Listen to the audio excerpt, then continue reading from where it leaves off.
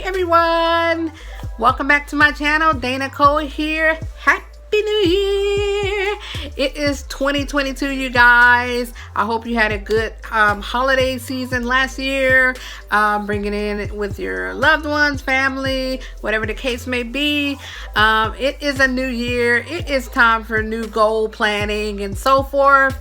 That is what I have been doing this week and what I will continue to do for the rest of this week. That is what you should be doing also, whether it's this week, next week, or this first month.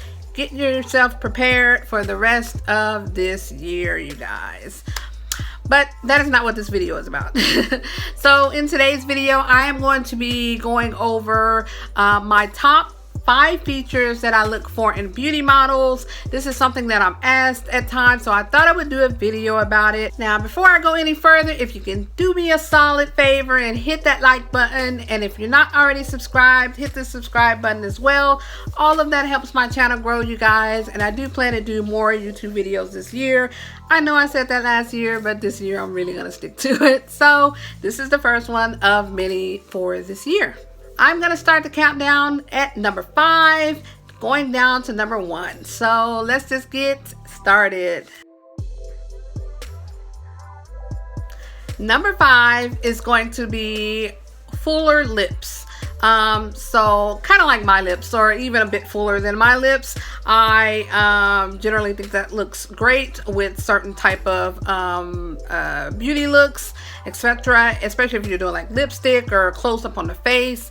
It just shows the product a bit more, and there's more of them to see. Also, something I like with the lips is the Cupid's bow. So as you can see, I have a pretty defined Cupid's bow here, and that is something I actually like on models as well. If I can find models with a very clearly defined Cupid's bow, I will generally flock to them a little bit more. But that is not to say I don't photograph models with all types of lips, and whether they're thinner or fuller, or they don't have a Cupid's bow, etc. Whatever it calls, whatever the shoot calls for at that time is what I go for. But fuller lips is a feature that I do keep an eye out for, okay? Number 4 is going to be long necks.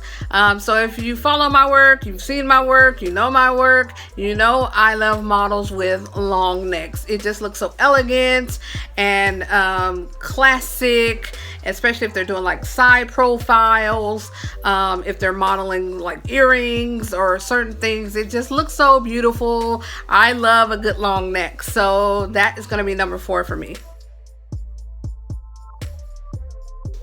Number 3 is going to be cheekbones. Now, this is something I really love. I love models with high and defined cheekbones, that just, what's the word? Cheekbones on fleek? I don't know if the kids still say that now, but yeah.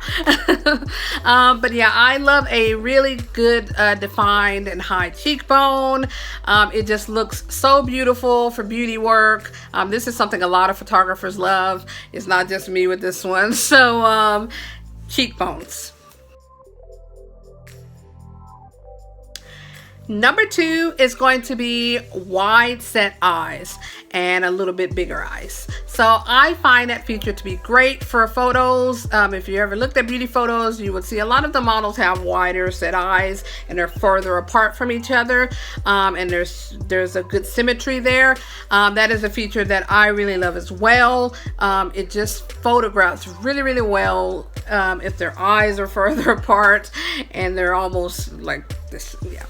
So that is a feature I look for. Now that is not, again, to say I don't photograph models with closer set eyes. It all depends on the shoot, but this is a feature that I do look out for, and a feature that I do like. Wide set eyes and a bit large. Number 1, clean skin. So I feel like this is a really important one because this can affect the entire process.